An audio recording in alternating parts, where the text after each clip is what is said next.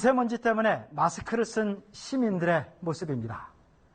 대기오염이 심한 중국의 모습이 겹쳐지는데요.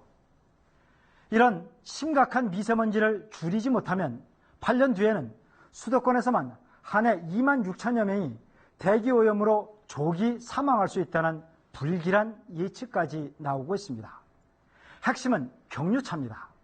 수도권 미세먼지의 40%가 경유차 때문으로 알려져 있는데 경유차의 오염 실태는 어느 정도고 단속은 제대로 이루어지고 있는지 변진석 기자가 현장을 취재했습니다.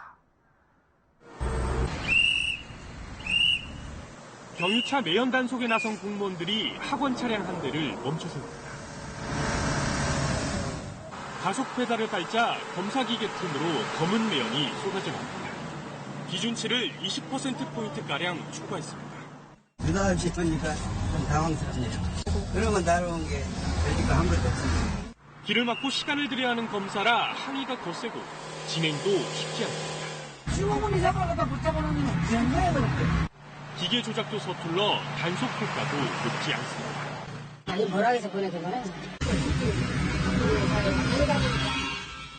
배출가스 저감 장치가 없는 노후 경유차의 수도권 진입 금지는 2010년부터 시행되고 있습니다.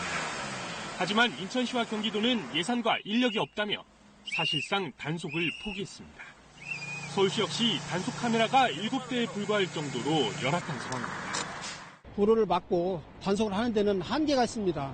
여러 인력도 부족하고요. 그렇기 때문에 앞으로는 CCTV를 통해서 서울과 인천, 경기에 등록된 노후 경유차는 40만 대에 이릅니다. 전국의 경유차 비율은 지난해 처음 50%를 넘었고 올해도 100만 대 넘게 팔릴 것으로 전망됩니다. KBS 뉴스 변진석입니다.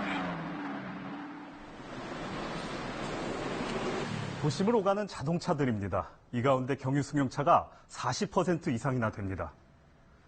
경유차에선 휘발유차에선 거의 나오지 않는 미세먼지와 질소산화물이 골칫거리입니다.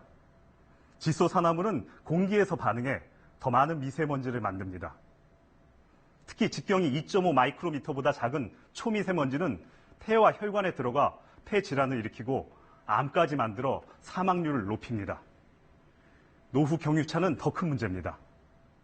오염물질 저감 장치가 없는 10년 된 경유차가 뿜는 미세먼지는 1년 전 나온 경유차의 20배가 넘습니다. 지금껏 대책은 매연 저감 장치를 달거나 조기 폐차하는 방법이 있는데요. 오염 저감 장치 부착 예산은 배출가스 1톤을 줄이는데 18억 원이나 돼 조기 폐차하는 데 비해 900배나 더 듭니다. 조기 폐차를 권유하는 까닭입니다. 조기 폐차라든지 또는 친환경차로 대체를 해서 아예 초기부터 진입 자체를 어느 정도 이제 막아주는 이런 효과가 종합적으로 이루어져야지 무작정 매연 저감 장치만 부착시키는 것이 효율적이지는 않는다 분명히 말씀드릴 수가 있습니다. 문제는 차량 소유권을 제한하는 것이라 쉽지 않다는 거죠. 그러면 한때 경유차 인기가 높았던 유럽이 최근 경유차를 줄여가고 있는데요. 우리가 배울 건 없을까요? 정다운 기자가 취재했습니다. 프랑스 파리 샹젤리제 거리입니다. 평소 줄지어선 차들이 어쩐지 한 대도 보이지 않습니다.